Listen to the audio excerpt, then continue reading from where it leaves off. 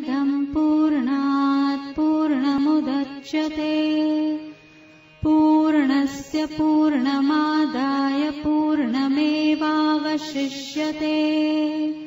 ॐ शान्तिः शान्तिः शान्तिः।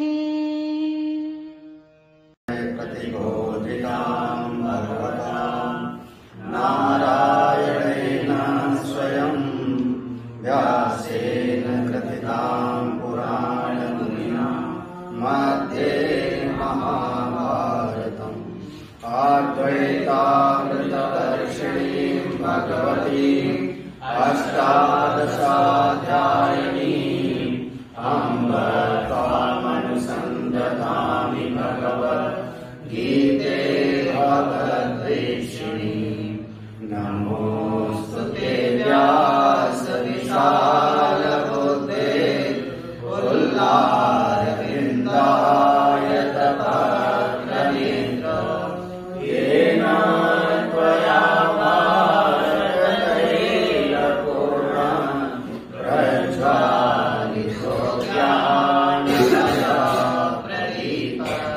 प्रपन्नपारिजाताय स्तोत्रवेत्रैकपाणये ज्ञानमुद्राय कृष्णाय गीतामृततुले नमः।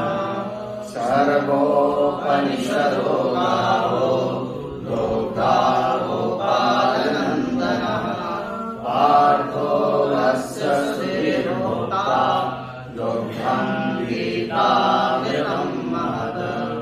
वसुदेवसुतं देवं कंसचारूरमर्दनं देवकी परमानन्दं कृष्णं वन्दे जगद्गुरुम्।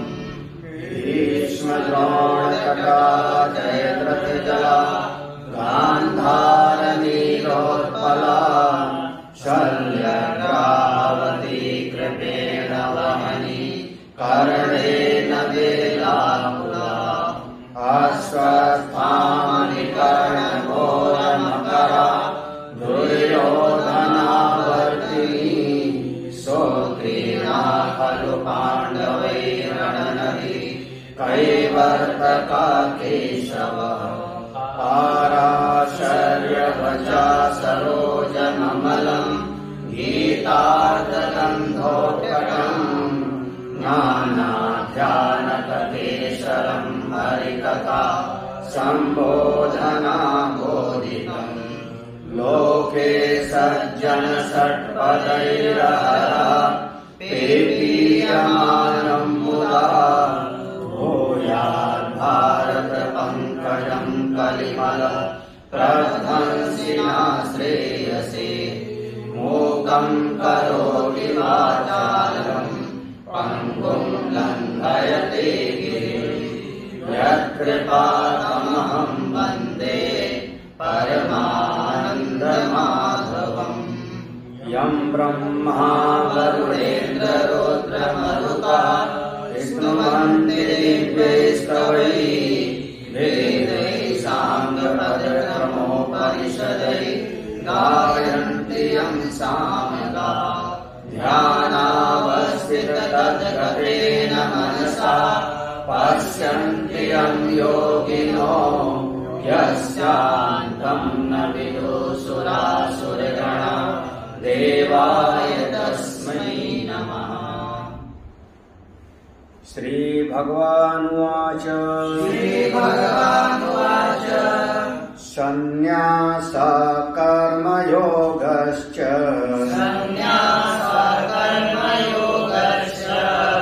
निःश्रेयस्करावुभौ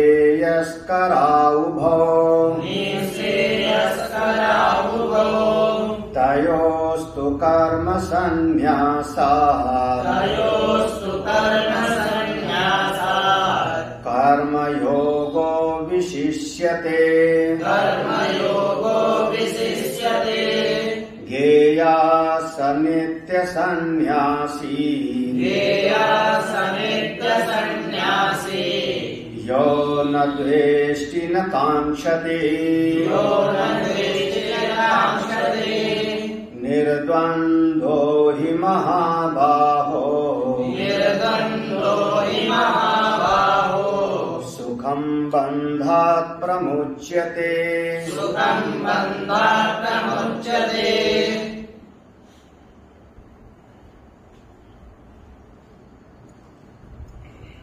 ब्रह्म विद्यापीठ में समुपस्थित समस्त आत्मस्वरूप संतजन भक्तजन सभी को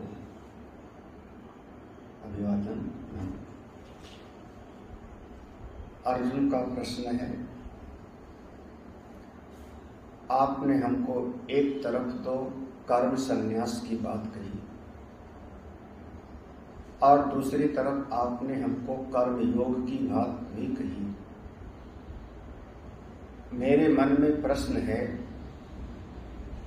इन दोनों में से कर्म संन्यास और कर्म योग में से जो हमारे लिए कल्याणकारी हो, प्रशस्तर हो, श्रेष्ठ हो, आप हमको निश्चित करके वो बताइए जिससे मैं उसका अनुपालन कर सकूं। भगवान ने उत्तर दिया, कर्म संन्यास और कर्म योग ये दोनों ही कल्याणकारी हैं, दोनों ही कल्याणकारी हैं। बस इतना है, अगर तुम्हारी योग्यता की दृष्टि से देखें, पात्रता की दृष्टि से देखें, तो कर्म संन्यास की बजाय तुम्हारे लिए कर्मयोग ही श्रेष्ठ है।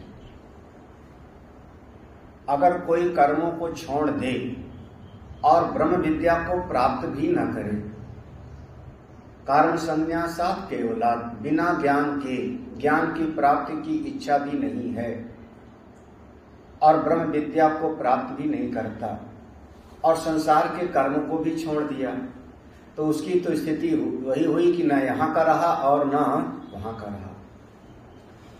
इस लोक परलोक की प्राप्ति के लिए कर्मयोग था और मोक्ष की प्राप्ति के लिए ब्रह्म विद्या है। ब्रह्म ज्ञान को प्राप्त नहीं किया, ब्रह्म विद्या की तरफ उसका बहुत ज्यादा रुचि नहीं रही, तो मोक्ष की प्राप्ति हुई नहीं। और कर्म को छोड़ दिया, कर्म संन्यास कर दिया, तो ये लोक और परलोक दोनों से चला गया, तो उसकी स्थिति तो वो हो गई, न यहाँ का कुछ रहा और न वहां का। ऐसे लोग जो ज्ञान को छोड़ करके, ज्ञान की उपेक्षा करके केवल कर्म संन्यास करते हैं, उन लोगों से तो कर्म योग करना ही श्रेष्ठ है। और अगर कोई अच्छी प्रकार से कर्म योग भी करे, अच्छी प्रकार से निष्काम भाव से सेवा करे, यज्ञ अनुष्ठान आदि करे, मन के भीतर कोई कामना ना हो और किसी से द्वेष ना हो, तो उसको समझना कि वो तो बस संन्यास्त ही है। संसार में जब कहीं पर कोई कामना बनती है तब हमको दुख मिलता है, किसी से राग द्वेष बनता है तब हमको दुख मिलता है, किसी के प्रति शत्रु मित्र का भाव बनता है तब हमारा चित्त विक्षिप्त होता है, हानि लाभ की वृत्ति आती है तब हमारा मन विक्षिप्त होगा। ऐसा कोई हो जिसके भीतर द्वंद्व कभी प्रभावित न करे और कर्म करता रहे, कर्म करता रहे। तो ऐसा कर्म करने वाला जो द्वंद्वों से रहित है, कामना और द्वेष से जिसका मन बिल्कुल निर्लिप्त है, वो तो संन्यास्त ही है। उसको वही फल मिलेगा जो सन्यासी को मिलता है। तो यहां पर तीन विभाग करके समझना है। एक तो ब्रह्म विद्या और सन्यास को एक ले आओ, कर्म सन्यास करके, विधिवत सन्यास लेकर के, शास्त्र के अनुसार संन्यास्त होकर के और ब्रह्म ज्ञान में जो लग गया, श्रवण मनन निध्यासन में, वो सर्वोच्च है, उसमें कोई संशय नहीं, वो सर्वोच्च है, वो तो है ही। प्रश्न यहां पर यह है कि जिसकी ब्रह्म विद्या में रुचि नहीं है, तत्व ज्ञान में रुचि नहीं है और कर्म संन्यास कर दिया, तो प्रश्न मूल रूप से ये दो के बीच में है कि जिसकी ब्रह्म विद्या में रुचि नहीं है और कर्मों को त्याग दिया, और दूसरा जो कर्म योग करता है, इन दोनों में कौन श्रेष्ठ है? सही प्रश्न बिल्कुल यही।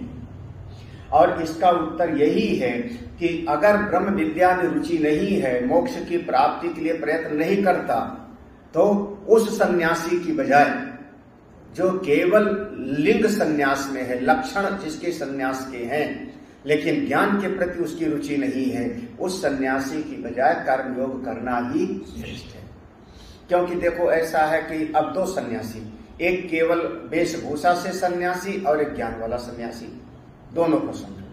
तो जो तत्व वेदता है, जो ज्ञान के मार्ग में चलता है, वो विचार करेगा जगत तो मिथ्या है, सारा जगत प्रभु का स्वरूप है, फिर हम किससे राग द्वेष करें। सिया राम में सब जग जानी, करो प्रणाम जोर जग पानी। तो हम किससे द्वेष करें, किससे राग करें। और इधर जो केवल वेशभूषा से सन्यासी है, ज्ञान है ही नहीं, तो उसके चित्त में तो जरूर आवेगा कि इस आदमी ने हमको भोजन कराया, बहुत अच्छा है, राग हो गया, इस व्यक्ति ने हमको कष्ट दिया, उससे द्वेष हो जाएगा। तो जो केवल लिंग सन्यासी है, केवल वेशभूषा से सन्यासी है, उसके चित्त में राग द्वेष रहेगा। जरा सा कोई घटना घटेगी तो उसके मन के भीतर हानि लाभ की बुद्धि रहेगी। इसने तो हमको देखो भरे मंच पे हमारा पराजय कर दिया, हमारी बात का खंडन कर दिया, तो उससे जलन हो जाएगी। इन्होंने हमारी बात का अनुमोदन कर दिया, समर्थन कर दिया, उससे अपनापन हो जाएगा। तो अगर केवल लिंग संन्यास है, ज्ञान से रहित, तो उसके भीतर ये द्वंद्व रहेंगे, सुख दुख रहेगा, राग द्वेष रहेगा, अपना पराय का भाव रहेगा। वो सन्यासी के वेशभूषा में भी राग द्वेष है, अपने चित्त को पहचाने तो बिल्कुल दिखाई पड़ेगा। तो इस सन्यास की बजाय राग द्वेष से युक्त जिसका चित्त है, शत्रु मित्र के भाव से युक्त जिसका चित्त है, और वेशभूषा सन्यास का हो गया, उस सन्यास की बजाय, कर्म सन्यास की बजाय कर्मयोग श्रेष्ठ। लेकिन उससे तुलना नहीं है जो संन्यास्त हो करके और तत्व ज्ञान में जाके रमण करता है, वो तो सर्वोच्च था, है और रहेगा। अब एक प्रश्न और लेते हैं। संन्यास कर्म योगयो भिन्न पुरुष अनुष्ठेयो, ये दोनों चीज अगर ऐसा मान दें कि संन्यास, कर्म संन्यास एक व्यक्ति ने किया कर्म को छोड़ करके, दूसरे ने कर्म योग किया, भिन्न पुरुष माने अलग अलग। तो एक आदमी है जो कर्म संन्यास करता है, एक आदमी है कर्म योग करता है। तो भाई दो आदमी दो तरह का साधन अपनाए, तब अनुष्ठेयो विरुद्धयो फले अपि विरोधो युक्तो, तो दोनों को फल भी तो अलग अलग मिलना चाहिए, दोनों को फल भी अलग अलग। अब एक आदमी ने हल चलाया खेत में और एक आदमी ने नौकरी किया, तो दोनों का काम अलग अलग हुआ। जब दोनों का काम अलग अलग हुआ तो दोनों को फल भी, हल चलाने वाले को फसल मिलनी चाहिए, नौकरी करने वाले को द्रव्य मिलेगा, तो फल भी तो अलग अलग होना चाहिए। वो करें संन्यास कर्म योगयो, अगर ये दोनों को, कर्म संन्यास और कर्मयोग दोनों को भिन्न पुरुष अनुष्ठेयो, अलग अलग मनुष्यों के द्वारा इसका पालन किया जाता है, ऐसा मान ले, तो विरुद्धयो फले, तो दोनों का फल भी अलग अलग होना चाहिए, दोनों का फल भी अलग अलग होना चाहिए। तो करें अभी विरोधो युक्तो ना तो उभयो, ये बिल्कुल बात तो सही है, दोनों के फल में विरोध होना चाहिए। जो फल इसको मिलेगा वो फल उसको नहीं मिलेगा, जो फल उसको मिलेगा वो फल इसको नहीं मिलेगा, क्योंकि दोनों ने मार्ग अलग अलग पकड़ा है। एक पूरब की दिशा में जा रहा है, पश्चिम की दिशा में जा रहा है, तो दोनों अलग अलग जगह पहुंचेंगे, तो फले अपि विरोधो युक्तो।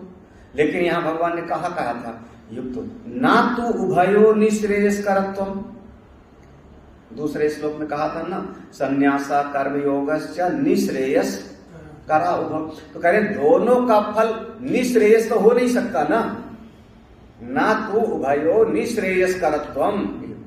तो भाई एक आदमी उत्तर दिशा में गया तो वो बद्रीनाथ जाएगा, दक्षिण दिशा में गया तो वो रामेश्वरम पहुंचेगा, तो दोनों का फल एक कैसे हो जाएगा। और भगवान ने दूसरे श्लोक में कह दिया संन्यासा कर्म योगश्च, दोनों का फल क्या है, निश्रेयस। भाई दो व्यक्ति के द्वारा अगर हम माने, दो व्यक्ति के द्वारा माने कि इसने ये कार्य किया, इसने ये कार्य किया, तो दोनों को फल भी अलग अलग मिलना चाहिए। हाँ, और दोनों को फल अगर एक मिलता है तो ये बात तो कुछ उचित जान नहीं पड़ती। इदम उच्यते निःश्रेयस्करत्वम एव इति प्राप्ते इदम उच्यते। तो इस बात को भगवान समझाते हैं। आगे कहने का है कि दोनों दो मार्ग है ही नहीं। जैसे एक देखो पहले दो तीन बातें समझना। एक तो ये दोनों मार्ग को दो अलग अलग आदमी से समझ लो कि इस आदमी ने कर्म संन्यास किया, इस आदमी ने कर्म योग किया, तो इसमें हमारा कोई विरोध नहीं, कोई विरोध नहीं है, करना चाहिए। जो कर्मनिष्ठ है वो कर्मयोगी होगा, जो संन्यास्त है वो संन्यास के मार्ग में जाएगा, इसमें कोई विरोध नहीं। ठीक है, अलग अलग करे तो कोई समस्या नहीं है, तो अलग अलग करेगा, अलग अलग फल पावेगा। दूसरी बात है कि एक ही आदमी, अब दो आदमी नहीं, एक ही आदमी पहले कर्म योग करे, कर्म योग से अंतःकरण शुद्ध हो जावे तो कर्म संन्यास करे, तो इसका नाम होगा क्रम समुच्चय। क्रम समुच्चय याद रखना। क्रम समुच्चय माने, क्रम समुच्चय माने एक क्रिया को करने के उपरांत दूसरी क्रिया को करना। एक क्रिया, जैसे हमने पहले मंजन किया फिर स्नान किया, तो क्या हो गया, इसका नाम क्रम समुच्चय है ना। कि पहले स्नान किया फिर मंजन किया, पहले मंजन किया फिर स्नान किया, फिर हमने वस्त्र पहना फिर चंदन लगाया, उसके बाद फिर भगवान को पूजा किया, तो एक क्या हुआ, क्रम समुच्चय। पहले भगवान का आवाहन किया, फिर अर्चना किया, फिर उनको पाद्य दिया, फिर उनको स्नान कराया, फिर उनको भोग लगाया, क्रम है। षोडशोपचार से पूजन किया, तो इसका नाम हो क्रम समुच्चय।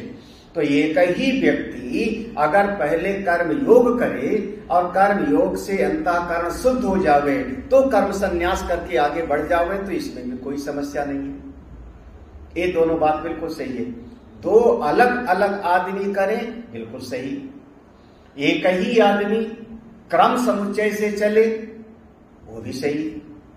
प्रश्न वहां पैदा होगा जब एक ही आदमी बिल्कुल साथ साथ बता दिया जावे कि तुम यहां पर आदमी एक है, अर्जुन एक है, और भगवान दोनों तरह का उपदेश दे रहे हैं। अर्जुन तू ज्ञानी बन, क्योंकि ब्रह्म ज्ञान से बढ़िया कुछ नहीं है, कर्म संन्यास करके ज्ञानी बन, और फिर कहते हैं योग में आतिष्ठ हो जाओ, कर्मयोगी बन जाओ। तो एक ही आदमी को एक साथ अगर दोनों चीज बता दिया जावे तो वो आदमी फिर भ्रमित हो जाएगा। एक आदमी को कह दें कि तुम दौड़ो और फिर कह दें तुम ध्यान करो, तो वो कहेगा ध्यान करने के लिए तो बैठना पड़ेगा महाराज। हाँ, 1 घंटा दौड़ लो और उसके बाद 1 घंटा ध्यान करना, देखो ये बात बन जाएगी ना। या तो दो आदमी है, एक को हमने कहा दौड़ो और दूसरे को कहा ध्यान करो, तो दो आदमी को अलग अलग बताओ तो समस्या नहीं है। एक ही आदमी को क्रम से बताओ तो भी समस्या नहीं कि 1 घंटा तुम दौड़ लगा लो और उसके बाद फिर आधा घंटा तुम ध्यान करना, तब भी कोई समस्या नहीं। समस्या ये है यहाँ पे जो प्रश्न है अर्जुन का कि एक ही व्यक्ति को एक साथ दोनों बता दो। हाँ, ये दौड़ फिर ध्यान कर। अब सोचे कि महाराज मैं दौड़ूं कि ध्यान करूं, तो एक प्रश्न है। अच्छा, फिर अगर कोई ये कह दे, भगवान जैसे कह देते हैं जो दौड़ने का फल होगा वही ध्यान करने का भी फल होगा, दौड़ने का जो फल मिलेगा वही फल ध्यान करने का भी मिलेगा, तब तो और ज्यादा भ्रम पैदा हो गया ना। क्योंकि दौड़ने से फल मिलेगा शरीर की स्वस्थता, ध्यान का फल होगा मन की एकाग्रता, मन की एकाग्रता। और भगवान ने कह दिया कि कर्म योग और कर्म संन्यास दोनों का फल निःश्रेयस्कर है। तो यहाँ पर अलग अलग व्यक्ति की बात बताई जाती तो अलग अलग फल होता। यहाँ पर बात ऐसी बता दी गई कि एक ही व्यक्ति है, 2 मार्ग हैं, दोनों मार्ग का उपदेश एक को कह दिया गया और साथ ही साथ दोनों का फल भी एक बता दिया। संन्यासा कर्मयोगश्च निःश्रेयस्करः, एक ही फल बता दिया। तो ऐसा कैसे हो सकता है? एक ही व्यक्ति सा समुच्चय हो नहीं सकता। दोनों का फल एक, ऐसा कैसे? श्लोक पढ़ते हैं। ये 5वां अध्याय थोड़ा गंभीर है, खूब बुद्धि को लगाओगे तभी समझ में आएगा। कुछ अध्याय बहुत गंभीर हैं, 5वां, 7वां, 9वां, 13वां, कुछ अध्याय बहुत गंभीर है। सांख्य योगो पृथक बालाः, सांख्य योगो पृथक बालाः, प्रवदन्ति न पंडिताः, प्रवदन्ति न पंडिताः, एकमप्यस्थिता सम्यक्, एकमप्यस्थिता सम्यक्, उभयोर्विन्दते फलम्, उभयोर्विन्दते फलम्। सांख्य योगो पृथक बालाः, सांख्य योगो पृथक बालाः, प्रवदन्ति न पंडिताः, प्रवदन्ति न पंडिताः, एकमप्यस्थिता सम्यक्, एकमप्यस्थिता सम्यक्, उभयोर्विन्दते फलम्। उभयोर्विन्दते फलम्। देखो, भगवान कहते हैं सांख्य, सांख्य माने ज्ञान योग, योगो योग माने कर्म, ये दोनों शब्द है। सांख्य योगो माने ज्ञान योग और कर्म, इन दोनों को।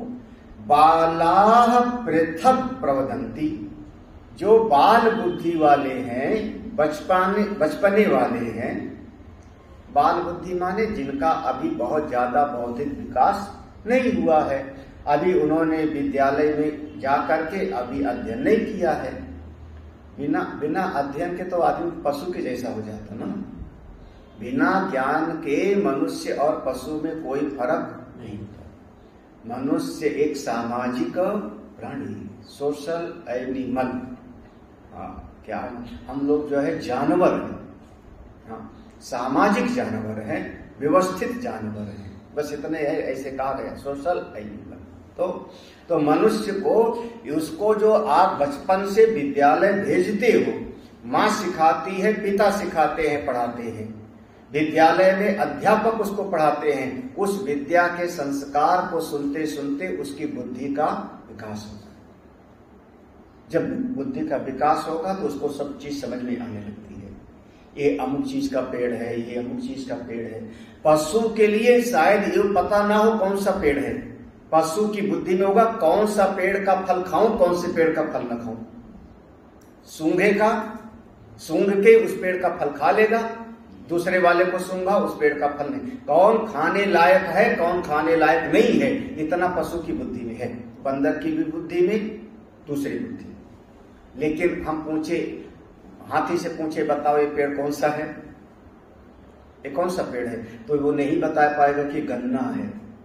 वो गन्ना है ये नहीं पता, ये खाने लायक है, उसका प्रिय भोजन है। तो विकास होता है संस्कार से, पढ़ने से, स्वाध्याय से। और अगर स्वाध्याय ना करे तो बुद्धि का विकास नहीं होगा। फिर कौन होगा? बाल बुद्धि। जैसे छोटा बच्चा है, छोटे बच्चे के सामने तो अगर सांप भी आ जाए तो समझेगा कोई खेलने वाली ही चीज है, पकड़ने के लिए दौड़ेगा। तो बाल बुद्धि माने जिसकी बुद्धि का विकास नहीं, जिसका बौद्धिक स्तर अभी बहुत अच्छा नहीं है। ऐसे लोग जिन्होंने सत्संग सुना नहीं, जिनका बौद्धिक विकास हुआ नहीं, वह लोग बाल बुद्धि वाले सांख्य और योग को, ज्ञान और कर्म योग को पृथक प्रवदंती, अलग अलग कहते हैं, अलग अलग बताते हैं। तो ज्ञान का मार्ग ज्ञान मार्ग अलग, कर्म मार्ग अलग, ऐसा कहने वाले अभी सत्संग को ठीक से सुना नहीं। जो ठीक से सुने होंगे वो कहते हैं न पंडिता। जो पंडित है, बुद्धिमान है, वो लोग अलग अलग नहीं समझते। अलग अलग नहीं समझते, पृथक पृथक नहीं समझते। क्यों नहीं पृथक पृथक समझते? हेतु समझो। एकम अपि आस्थिता सम्यक, एकम अपि आस्थिता सम्यक। अगर एकम अपि, एक में भी आस्थिता अच्छी तरह से निष्ठ हो जाए, जम जावे, एक में भी पूरी तरह से उसका मन लग जावे, सम्यक माने अच्छी प्रकार से, तो उभयोर, दोनों का जो फल है उसको प्राप्त हो जाता है। एक में भी अगर अच्छी तरह से लग जावे, अगर कर्मयोग में ठीक प्रकार से लग जावे तो देखो कर्मयोग ठीक प्रकार से करेगा तो उसके मन का चित्त का दोष सारा निकल गया, राग द्वेष निकल गया, शत्रु मित्र का भाव निकल गया। पहले कहा था ना, निर्द्वंदो ही महाबाहो, सुख दुख से उसकी जो है चित्त वृत्ति हट गई, मन का विक्षेप। अगर ठीक प्रकार से कर्मयोग भी किया तो उसके चित्त से सारे द्वंद्व मिट गए, सुख दुख हानि लाभ विजय पराजय। और ठीक प्रकार से अगर उसने ज्ञान का मार्ग प्राप्त किया तो ज्ञान के मार्ग में भी उसने जगत का मिथ्या समझ लिया, तो उसके मन से शत्रु मित्र का भाव चला गया, राग द्वेष मिट गया। तो ये जो राग द्वेष का मिटना, निर्द्वंद्वता की स्थिति, चित्त की परम शांति की स्थिति, ये तो चाहे कर्म योग में स्थित हो जाए तो भी मिलता है और ज्ञान योग में स्थित हो जाए तो भी मिलता है। लेकिन अच्छी तरह से लग जाए तो, अगर कर्मयोग करे और मन में कामना होवे तो,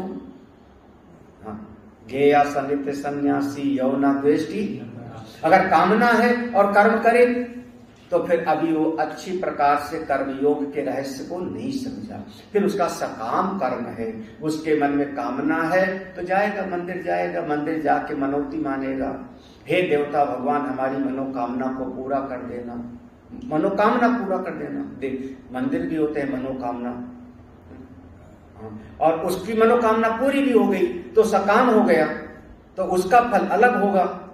अभी वो ठीक प्रकार से कर्मयोग के रहस्य को भी, क्योंकि मन में कामना है, तो अगर कर्मयोग को ठीक से समझे तो उसका चित्त शुद्ध हो जाएगा, चित्त निर्द्वंद हो गया। ज्ञान योग में गया तो भी चित्त शुद्ध हो गया, चित्त निर्मल हो गया।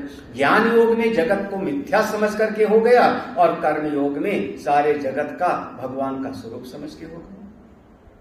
बताओ दोनों का फल मिल गया। एक अगला देखो, श्लोक समझ लेना, ज्ञान योग और कर्मयोग, सांख्य माने ज्ञान योग और कर्मयोग दोनों को पृथक अलग अलग बाला प्रवदंती, बाल बुद्धि वाले बोलते हैं, ना पंडिता, पंडित लोग विद्वान लोग अलग अलग नहीं बोलते।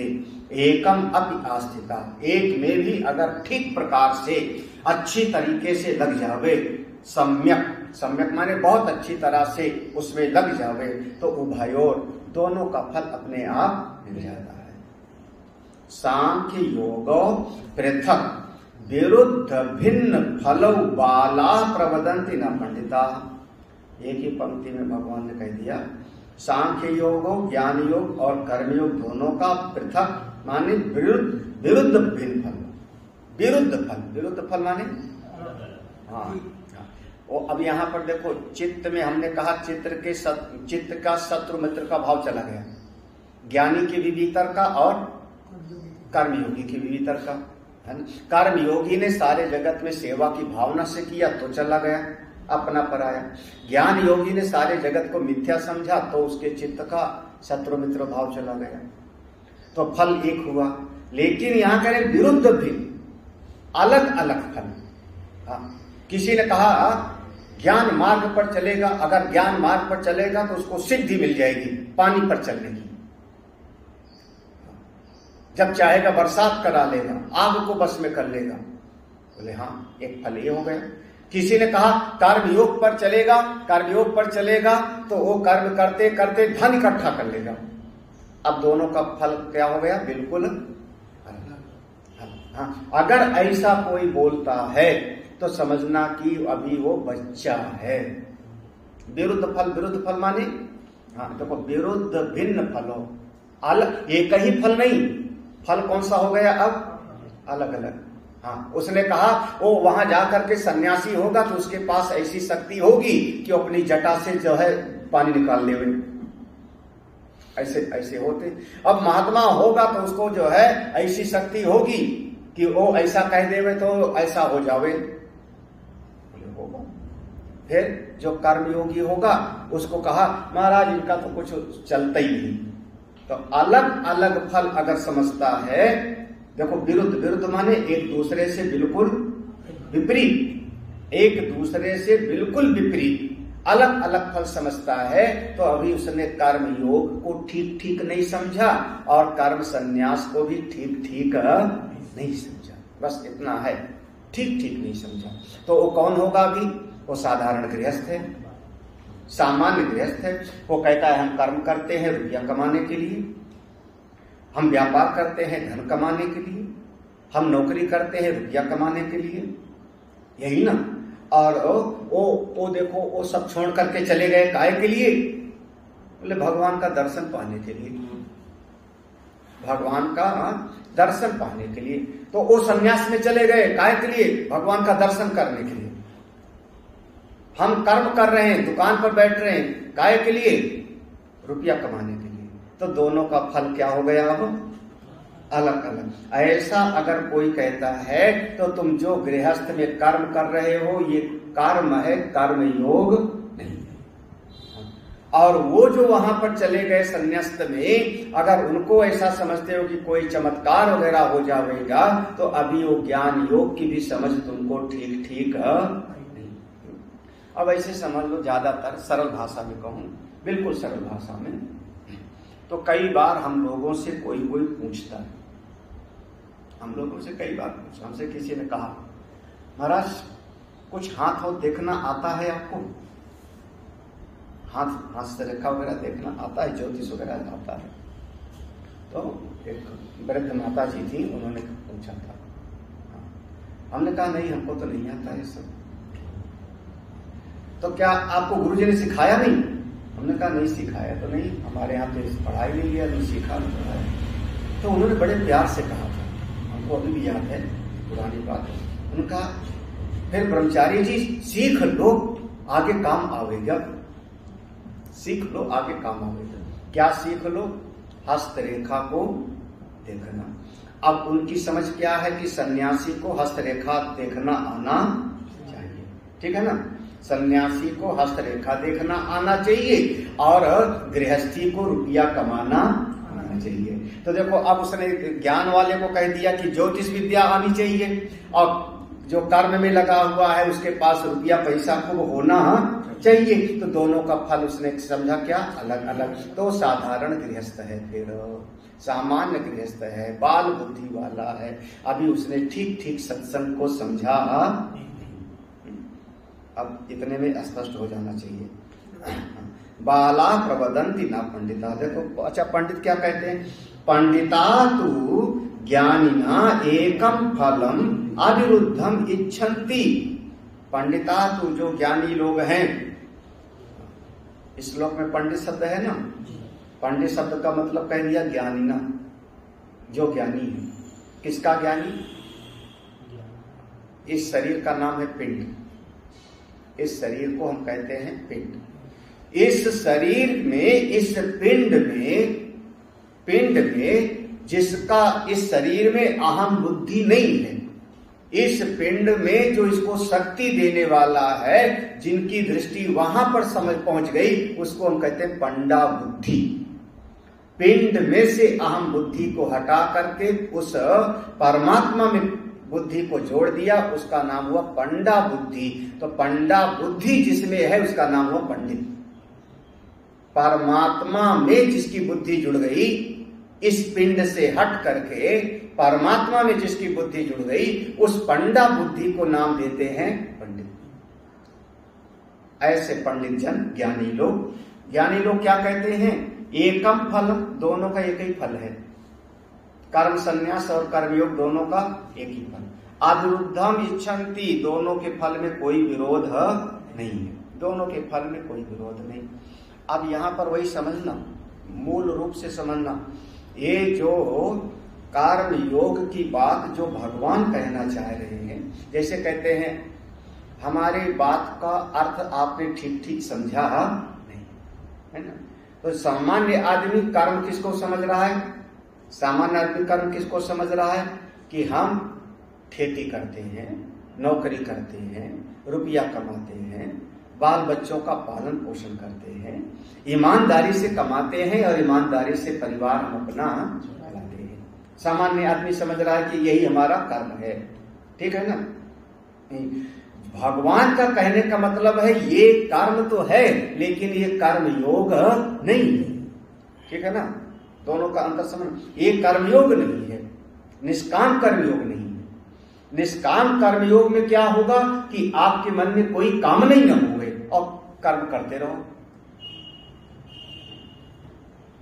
आप किसी को भोजन कराओ और धन्यवाद भी मत चाहो।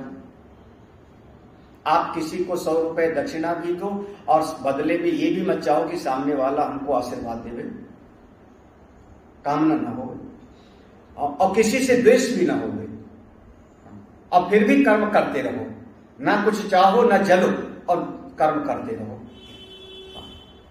सफल हो जाओ तो हर अंदर हर्ष ना हो गए, और असफल हो जाओ तो भीतर विषाद न हो। निर्द्वंद माने क्या हुआ? हर्ष और विषाद से।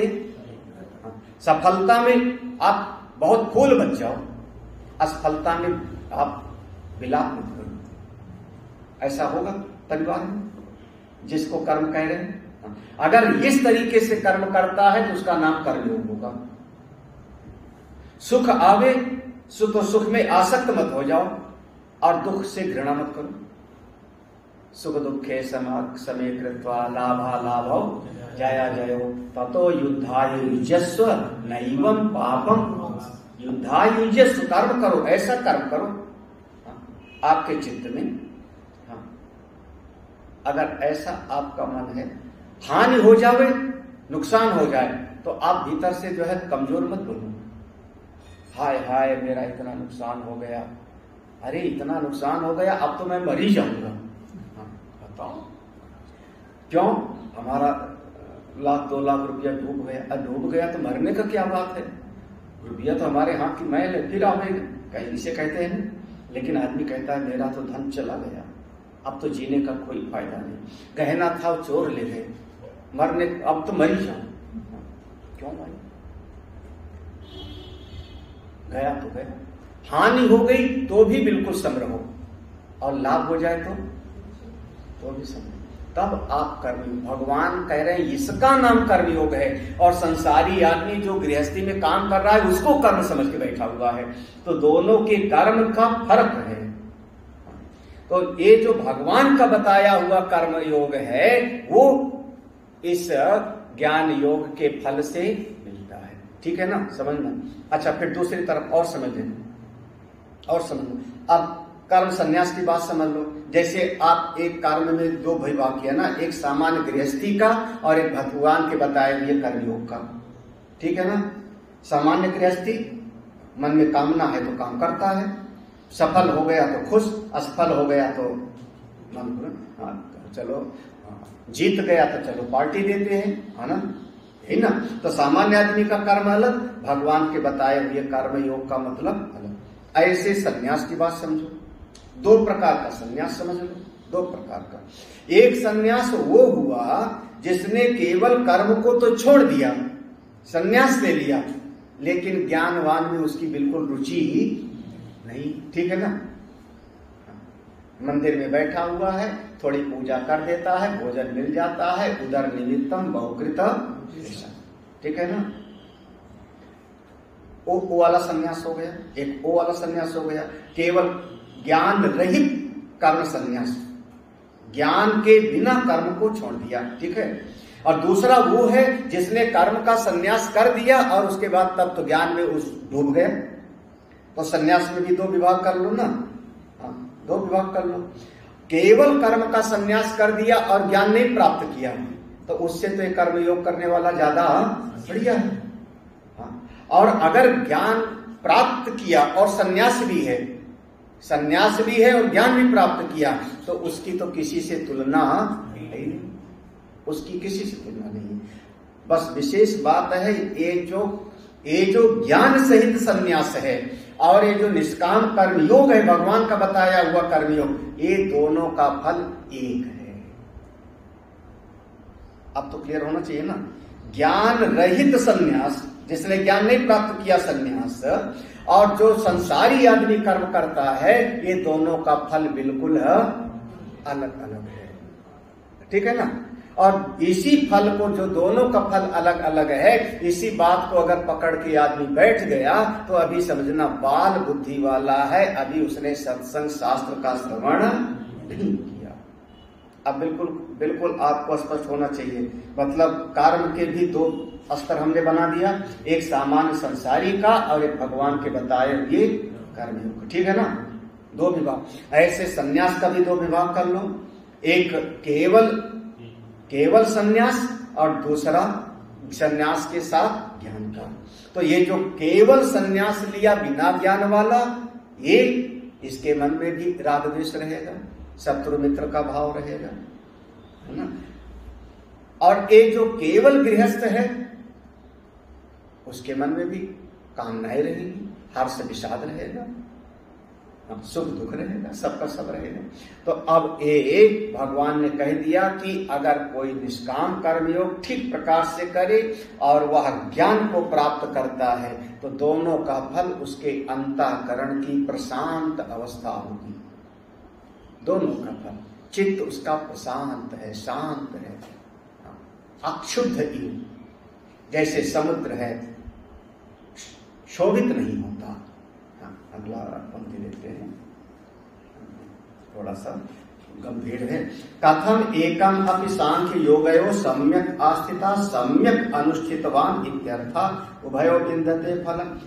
कह रहे हैं कथम, कैसे, किस प्रकार से कैसे, एकम अपि, एक में भी, किसमें, सांख्य और योगयोग, ज्ञान योग और कर्मयोग में से किसी एक में भी सम्यक आस्थिता, बहुत अच्छी प्रकार से अगर बैठ जाए, सम्यक आस्थिता माने सम्यक अनुष्ठितवान इत्यर्थ। जैसे सन्यासी बने तो ज्ञान के साथ, और कर्म करे तो ये जो तीसरा श्लोक बताया था सा, या उस श्लोक को ले आना, सुख दुखे समय कृत्वा लाभा लाभो जया जय।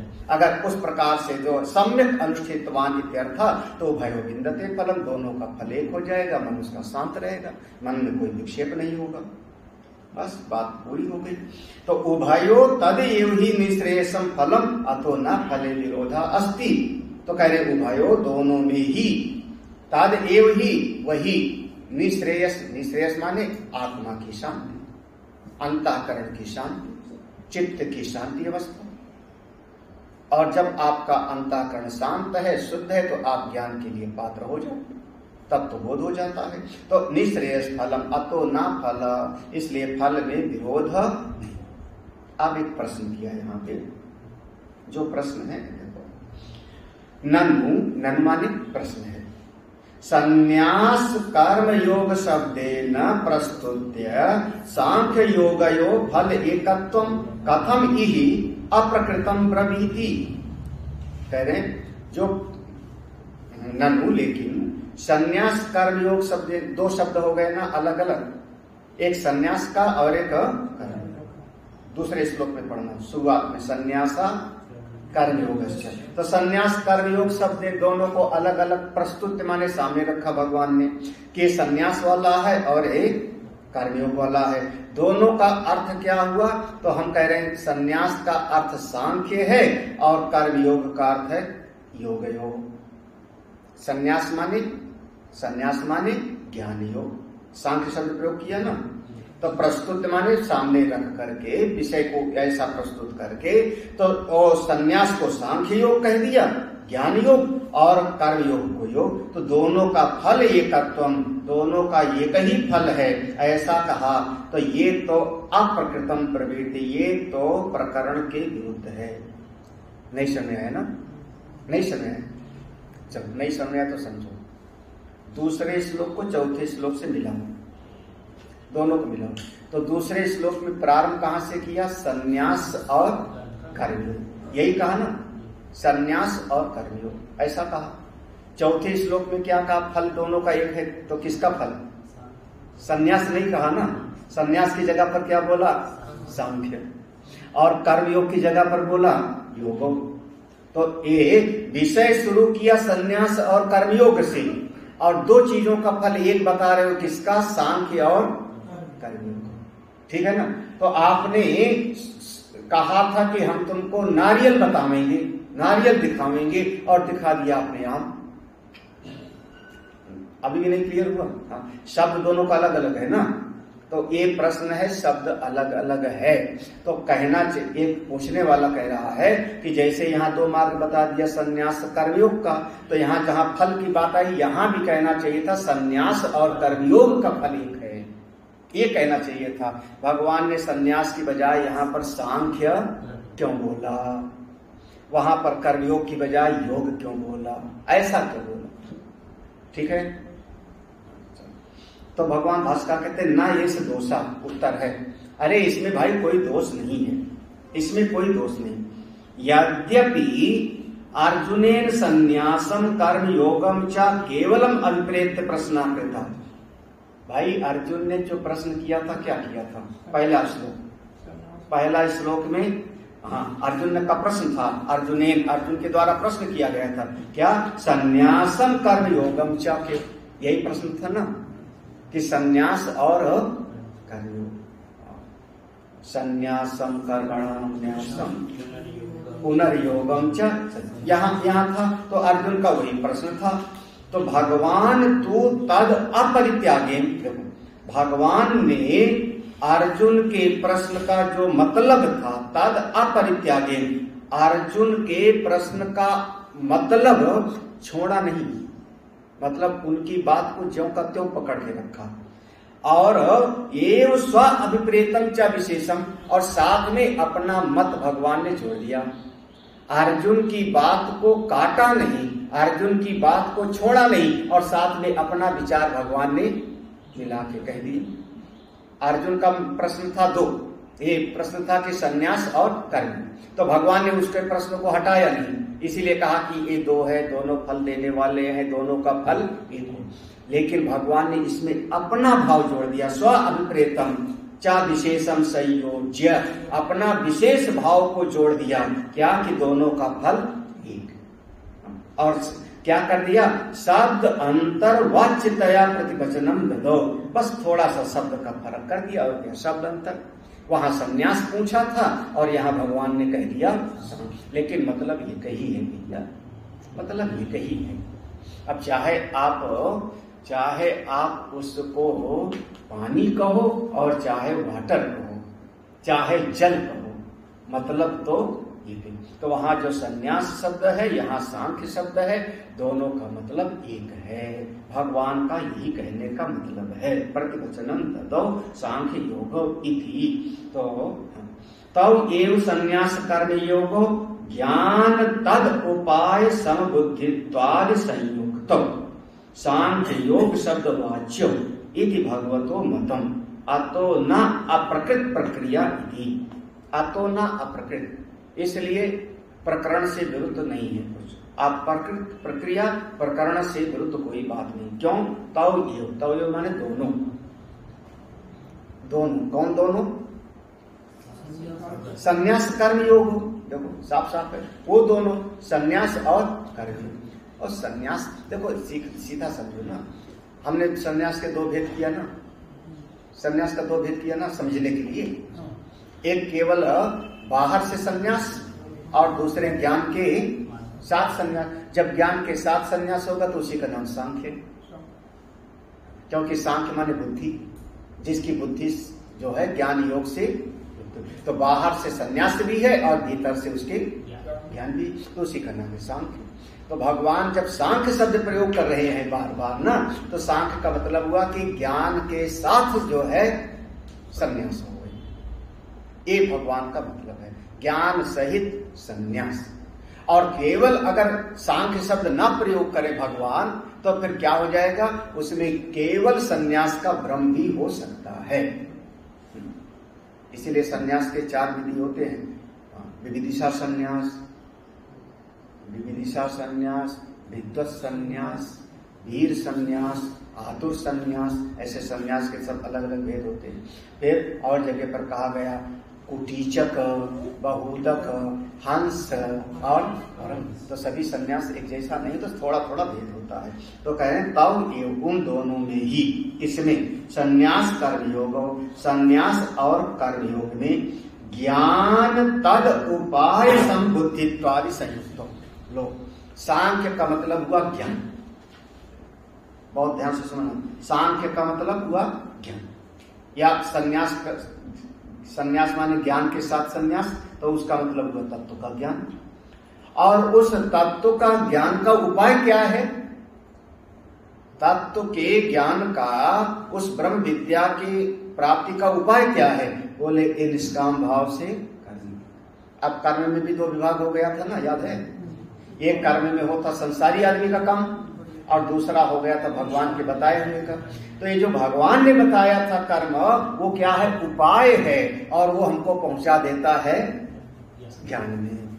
ज्ञान देखो, संन्यास कर्मयोग हो, संन्यास और कर्मयोग दोनों में ज्ञान माने संन्यास, और उसका उपाय क्या हुआ? तद उपाय संबुद्धित्वा। उसका उपाय क्या है? निष्काम भाव से जो बुद्धि की समता है, निर्द्वंदता है, सुख दुख में शांति की अवस्था है, वो उपाय है। अगर ऐसा नहीं होगा तो ब्रह्म विद्या की प्राप्ति नहीं होगी। इसलिए भगवान ने दोनों को जोड़कर, भाई कई बार साधन साधक को दोनों को जोड़ देते हो। अरे समझो ना, जरा सी बात है, कठिन नहीं।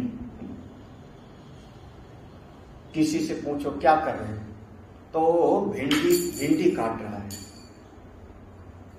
हाँ, भिंडी काट रहा है, चावल बिन रहा है, कुछ काम कर रहा है। हमने पूछा क्या कर रहे हो, तो कहता है भोजन बना रहे हैं। हम पूछे भोजन बना रहे हो? अभी तो तुम सब्जी काट रहे हो, भोजन कहाँ है?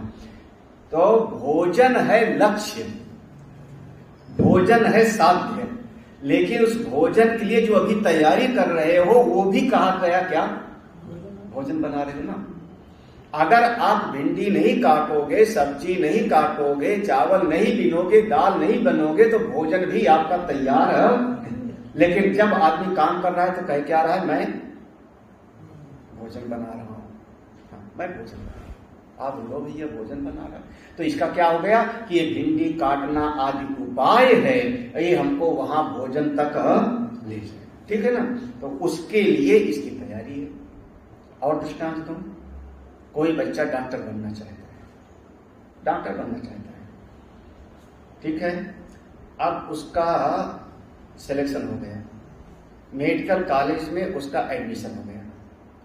उसमें भी होता है, कहते हैं फर्स्ट ईयर, अभी फ्रेशर है, नया नया आया है, और नए नए को खूब सताते हैं पुराने लोग, बहुत सताते हैं नए नए को।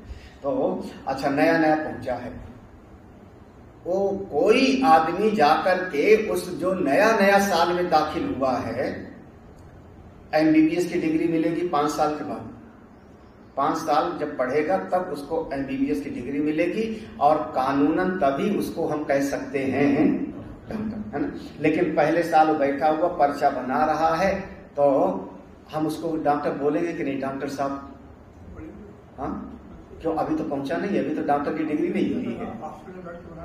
डॉक्टर की डिग्री मिलेगी 5 साल के बाद, जब एमबीबीएस कर लेगा।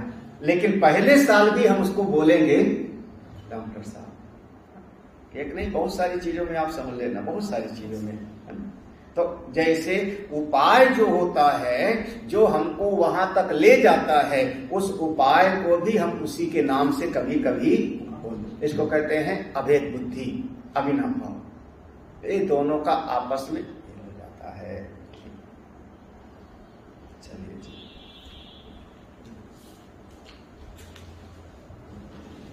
ठीक है ना? समझ में आना चाहिए ना? अब यहां समझ लो अपने आप। तब ये दोनों ही संन्यास कर्मयोग दोनों ही ज्ञान तद उपाय, और ज्ञान का उपाय कौन? समबुद्धित्वाद, मन की समता, निर्गंधता, संयुक्त। इसलिए दोनों को कह दिया सांख्य योग सद्वाच्य, सांख्य योग दोनों को जोड़ दिया, ज्ञान योग और कर्म योग। भगवान का यही मत है, यहाँ कोई प्रकरण से ना प्रक्रिया, कोई प्रकरण से विरुद्ध नहीं है। एकस्य अपि सम्यक अनुष्ठान कथम उभयो फलम विन्दते। कह रहे एक में भी अगर एक वाले मार्ग को पकड़ लेवे, दोनों में से एक, तो दोनों का फल कैसे मिल जाएगा? जिसको पकड़ेगा उसी का फल मिलेगा, तो एक को पकड़े तो दोनों का फल कैसे मिलेगा? तो भगवान कहते हैं यत् सांख्यै प्राप्यते स्थानम्, तद्योगैरपि गम्यते, एकं सांख्यं च योगं च एकं सांख्यं च योगं च या पश्यति स पश्यति या पश्यति स पश्यति यत् सांख्यै, यत् माने जो, सांख्यै प्राप्ते स्थानम, सांख्य के द्वारा, सांख्य माने ज्ञान सहित संन्यास। अब ये अपना भेद करके समझोगे तो समझ में आ गएगा। ज्ञान सहित सन्यासी सांख्य और ज्ञान के रहित सन्यास केवल सन्यास, ठीक है ना। तो सन्यास में दो भेद हो गए ना, ज्ञान सहित और ज्ञान के रहित। जैसे फिर कर्म योग में क्या लाओगे, एक सामान्य गृहस्थ का कर्म गृहस्थी और दूसरा भगवान के बताए हुए उस प्रकार से करने वाला कर्मयोगी, ठीक है ना। तो अब देखना, तो यत सांख्य प्राप्त स्थान, ये जो ज्ञान के सहित संन्यास जिस पद को पावेगा, यत जो पद सांख्य ज्ञान के सहित वाला जिस स्थान को प्राप्त करेगा, तद योगैरपि गम्यते, वही पद वो भगवान के बताए हुए निष्काम कर्म योगी को भी प्राप्त हो जाएगा। क्या वो घटमट हो रहा है क्या? इतना आसान तो है। हाँ, एकम सांख्यम च योगम च, अब चूंकि दोनों का फल एक है इसलिए एकम सांख्य, यही ज्ञान योग यही कर्म योग। जो ऐसा देखता है वही देखता है, या पश्यति स पश्यति। अब इसको भाव ले आओ अंतःकरण की शांति अवस्था पे, वहां से ले आओ तो सबसे बढ़िया। जो हमने पहले कहा कि ज्ञान नहीं है और सन्यासी भी हो गया तो राग द्वेष रहेगा चित्त में, है ना। संसारी है तो भी राग द्वेष उसके चित्त में रहेगा, ये दोनों में रहेगा। जो निष्काम कर्मयोगी हो गया, सुख दुख में समान बुद्धि वाला, लाभ हानि में, ऐसा कर्मयोगी है तो उसका चित्त कैसा हो गया, अब सब में शांत है, यही ना। और जो ज्ञान के साथ सन्यासी हो गया, वो जगत को मिथ्या समझ लिया, तब भी उसका चित्त शांत। तो दोनों का फल एक हो गया, अंतःकरण शांत, मन निश्चिंत, मन की निश्चिंतता। इतना आसान सा है, कठिन नहीं है। हाँ, लेकिन अपने आप जल्दी समझ में बात नहीं आती। हाँ, तो यत सांख्यई, देखो यत सांख्यई ज्ञान निष्ठई सन्यास भी। अब शब्द पर ध्यान रखो तो समझ में आ जाएगा, मैंने भेद किया था। हाँ, बिना ज्ञान के भी सन्यासी हो सकता होगा ना, तभी भगवान ने क्या लिख दिया, ज्ञान निष्ठई सन्यासी, ज्ञान के सहित सन्यासी। यहां ज्ञान के रहित सन्यासी वाला नहीं। हाँ, हाँ, तो यत सांख्यई, सांख्य का मतलब क्या हुआ, ज्ञान निष्ठई सन्यासी, ज्ञान के साथ वाला सन्यासी। प्राप्त स्थान, जिस स्थान को प्राप्त करेगा, कौन सा स्थान, मोक्षाख्यम, जिस मोक्ष को मन की शांति अवस्था को प्राप्त करेगा तद योग, तो वो निष्काम कर्मयोगी भी उसी को प्राप्त कर लेगा। कैसे, देखो अब इस बात को यहां पर खोल देंगे। ज्ञान प्राप्ति उपायत्तेन ईश्वरे समर्प्य कर्माणि आत्मनः फलम अनभिसंधाय अनुतिष्ठन्ति ये ते योगिनः। हाँ, यहां तक समझ, ते योगिनः, जिसको हम यहां पर कर्मयोगी कह रहे हैं ना, तो संसार वाले कर्म की तो बात है ही नहीं। हाँ, संसारिक जो कर्म कर रहा है उसकी तो बात है नहीं। तो योगी माने कौन, कर्म योगी माने कौन, उसका लक्षण है ज्ञान प्राप्ति उपायत्ते, वह कर्म करता हूं मैं संसार में रह करके जिससे ज्ञान की प्राप्ति हो। देखो हाँ, ज्ञान प्राप्ति उपायत्ते है ना, वो कर्म करते हैं जिससे ज्ञान की प्राप्ति हो। अच्छा, जब कर्म करते हो तो कैसे करते हो, तो मयि सर्वाणि कर्माणि सन्न्यस्य, याद आया, ऐसा है ना, सन्न्यस, तो सारे कर्मों को मुझमें, तो ईश्वरे समर्पित कर्माणि, सारा कर्म समर्पित करके कहाँ कर रहे हैं, भगवान में। और साथ में आत्मना फलम अनभिसंधाय मां फलेषु कदाचन, अपने लिए कोई फल की इच्छा नहीं। पहले कहा था ना कांक्षति, ये शर्त समझना। हाँ, अब 3 शर्त हो गई यहाँ पर। ज्ञान की प्राप्ति के उपाय रूपी कर्म, वही कर्म, तलवार लेके किसी को भोंकने वाला कर्म नहीं। रावण वाला कौन सा, हम यज्ञ कर रहे हैं, गौशाला चला रहे हैं, स्वाध्याय कर रहे हैं, ये वाले कर्म ना, समझे ना, ये वाले श्रौत स्मार्ट कर्म। तो ज्ञान की प्राप्ति वाले उपाय वाले कर्म, और ईश्वर अर्पण बुद्धि से किया गया कर्म, साथ ही साथ अपने लिए कुछ भी फल की कामना न रख करके, आत्मना फलम अनभिसंधाय, अपने लिए कुछ नहीं चाहिए, ऐसे भाव से अनुतिष्ठन्ति, जो ऐसे कर्म करते हैं उनका नाम है ते योगिना। अब देखो संसार वाला जो कर्म कर रहा है उसके लिए नहीं है ना, कौन हो गया? निष्काम कर्म योगी, जो भगवान ने बताया। तई अपि, तो वो लोग भी परमार्थ ज्ञान संन्यास प्राप्ति द्वारेण गम्यते, तो जब उनका मन शुद्ध हो जाएगा निष्काम भाव करते करते, निष्काम भाव से कर्म करते करते, ईश्वर अर्पण बुद्धि से कर्म करते करते मन शुद्ध हो गया।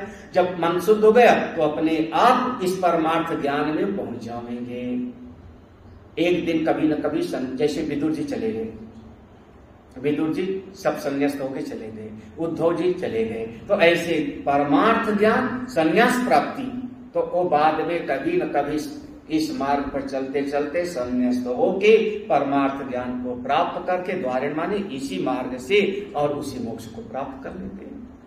तो सन्यासी जो है, जो ज्ञान के साथ सन्यासी है, वो जिस पद को प्राप्त करता है वही पद ये निष्काम कर्म योगी भी प्राप्त कर लेता है, क्योंकि उसका उपाय तो कर ही रहा है, ज्ञान का उपाय तो कर ही रहा है। अतः एकम सांख्यम योगम चा, इसलिए सांख्य और योग को एक ही या पश्यति फल एकत्वात् स सम्यक पश्यति, जो एक ही समझता है, समझ लो कि वही समझता है, वही ठीक ठीक देखता है। ओम पूर्णमदः पूर्णमिदं पूर्णात् पूर्णमुदच्यते पूर्णस्य पूर्णमादाय पूर्णमेवावशिष्यते। ओम शांति शांति शांति। हरि ओम। श्री गुरुभ्यो नमः। हरि ओम।